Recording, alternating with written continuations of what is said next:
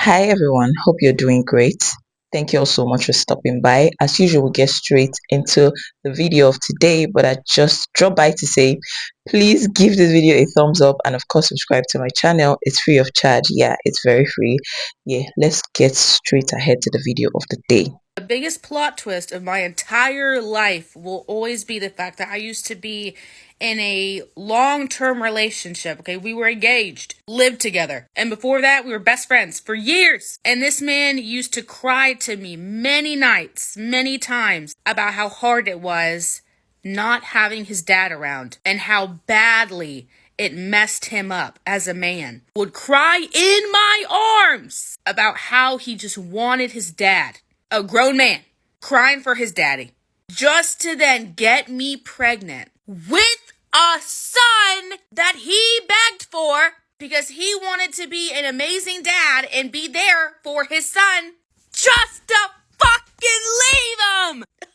You want to talk about plot twists? You want to talk about shook? You want to talk about confused? Let me tell you, it's crazy to me that somebody that knows what it's like not having their dad and how badly it messes up a person would then inflict that on their child. You know what it feels like. But at least his dad didn't leave willingly. His dad passed away. What he did was worse because he just willingly left. That's even more fucked up, in my opinion. And I will just never believe it. Why? I will never understand why. Why would you do that? After crying in my fucking arms for years about how badly it is not having your father around, just to dip out. Biggest fucking plot twist of my entire life. See, you guys, believe man at your own risk. I repeat, believe man at your own risk. Anyways, I'm just kidding. Like, for real, you guys, talk is cheap. Talk is very, very cheap because it's one thing to say something and it's another thing to really actually do what you've been saying or what you've been blabbing about. So words or a man's words in this context doesn't mean anything unless you actually back it up with your actions. I mean, how could a man say that he wants to be the best father in the world? I mean, he was literally begging this woman to have a child for him because that's his dream to be a best father in the world. All talking, all playing the emotional card, and blah blah blah. Then you go ahead and abandon your child, this same child that you were begging her to have for you, this same child that you wanted to be in their life. It just goes to show you that talking is very easy, but you see responsibility, it's actually very hard. A lot of people, or a lot of men, I'm talking about men in this context because obviously it's a man that did this thing. It's a man. Yes, a lot of people just like the idea of parenthood and even marriage. They like the idea, oh, I want to be a mother, I want to be a father, I want to be this, I want to be a bride, I want to be a wife, a husband, this and that.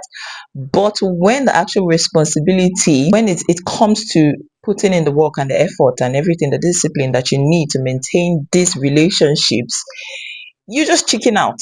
And people are advising you nowadays to even chicken out. So come on, it's like it's a very, very easy thing to do nowadays. You just chicken out because, and I tell you, nothing good ever comes easy. Marriage doesn't come easy, parenthood doesn't come easy, motherhood, fatherhood, whatever the case may be, it never ever comes easy. Being a parent, when the actual work starts, especially when when your child is still a baby, they're still in their infanthood, the endless crying, sleepless nights, yes, lack of sleep, lack of everything, lack of money, the bills, the endless bills, the actual parenthood, when it begins to creep in, some people just take off, they run. But now the question is, how do you actually know that somebody is going to be a good father or a good mother? How do you know when they've not already had a child? I mean, when you've not actually seen the way they handle kids, how do you know? Because this question, I don't know the answer, honestly, because I feel like every one of us just plays the guessing game. Because how do you know? How? Because do you just keep your fingers crossed with the hopes that your partner would be great at parenting, that before you get married and have kids eventually, Of course, when if the both of you are open to having kids, do you just keep your fingers crossed and say, okay, how do you know? How do you know? Tell me in the comment section. I throw this one to you, my audience, because I really cannot tell. Not even ignore the fact that one can actually be a good partner but not a good parent, and even vice versa. Yes. So how do you know? How do you know, especially if they've not handled kids in your presence before, they've not been a parent before? How do you know? Or could it be the way they talk, or the way they relate with their parents, or the way their parents relate with them? Tell me, let me know your thoughts in the comment section. This man's case is obviously a case of unhealed trauma. He grew up without a father. That's why two-parent household is always a better option, is always the best option. Of course, it don't mean that we don't still raise, you cannot raise a good and responsible child in a one-parent household, or two-parent household will always be a better option. Argue with your keypad. Yeah, it's always a better option, and that's my stance. So he has unhealed trauma from no father in the picture. He might have actually promised himself that he would be different, he will be present in the life of his child, but obviously he never healed from the trauma, and he ended up repeating the same cycle. And his dad is even better in his case. Rather, the dad just died a natural death, but he upped and went. So it's even worse knowing that you have a child but you're not there for your child. I mean, come on, heal, just heal before you get into a relationship. Trauma cannot just disappear because you say you want to be better or do better. Like I said, talk is cheap. You have to actually put in the work on yourself, go for therapy, whatever it is that you need to heal your trauma. Just heal. Okay, the truth is that anybody could have even been in this lady's shoes, because how would she have known? For someone that you have dated so long enough, all loving and all happy together, and all of a sudden you have the same child that he was begging you for, you have it for him, or for the both of you, of course, not for him per se. You have that child and he just leaves, he just deserts this same child. How could she have known? Well, maybe for the fact that, except for the fact that the man was being a little bit too pushy. In fact, not too pushy, not a little bit, like too desperate for this fatherhood thing. So that's kind of, she should have just spotted that as a red flag. Because come on, nobody needs to be desperate for anything. You don't need to be desperate for marriage.